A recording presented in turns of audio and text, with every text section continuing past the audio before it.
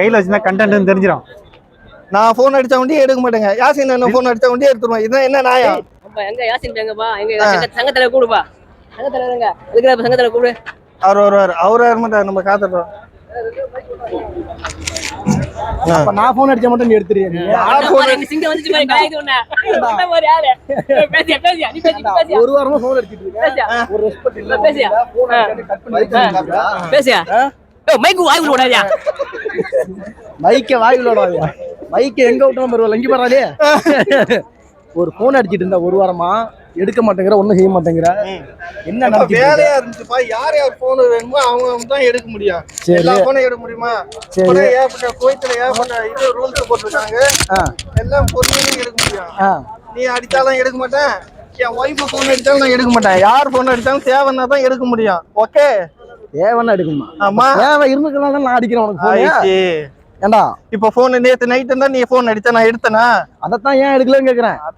நேத்து நைட் என்ன வேலை என்ன நீங்க என்ன போயிட்டு என்ன மன்னர் கூட வேலை செஞ்சீங்க? கப்பல ஓட்டற போயிட்டு வந்தேன். அத கப்பலா ஓட்டற நாங்க என் கப்பு எனக்குனா வீட்ல வேலை இருக்கும். நம்ம ஏன் வச்சு கண்டென்ட் போட்டுறோம். சரி வாங்க வாங்க தம்பி, வாங்க வாங்க தம்பி. நீங்க வாங்க. எங்க அண்ணன் பாருங்க, சிங்கம் ஒன்று கூறப்பட்டது. அப்படின்னா நீ எதுவும் நினைக்காதுங்க. நம்ம தான் இருக்கோம் நீங்க வந்துட்டு இருக்கு பாருங்க பின்னாடியே முபாரக் கூப்பிடுவா. ஆமா, ஜெயம் ரவி கூப்பிடு. ஜெயம் ரவி பின்னாடி வந்துட்டு இருக்காருங்க. எங்க அண்ணன் சிங்கம் பின்னாடி வந்துட்டு இருக்காங்க நடுப்புறா. ஜெயம் ரவியோட காப்பி. ஆமா, அலை காலத்துல என்ன திரண்டு வாரியர் கோயிச்சிட்டி. அப்படின்னா நீங்க காலைல எத்தனை மணிக்கு வந்தீங்க?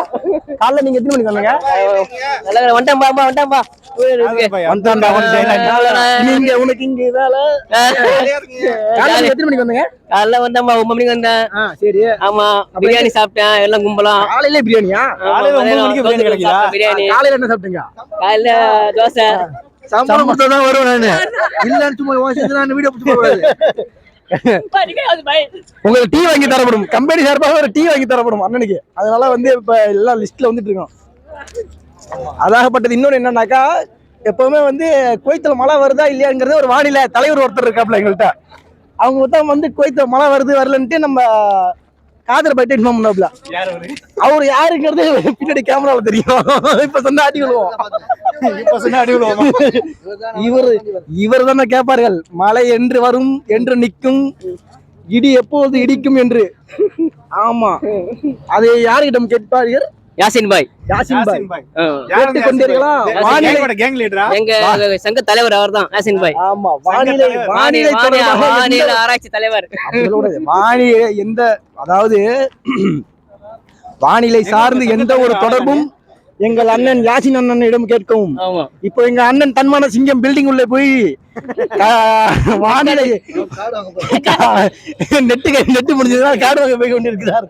பின்னர் அறிவிப்பார்.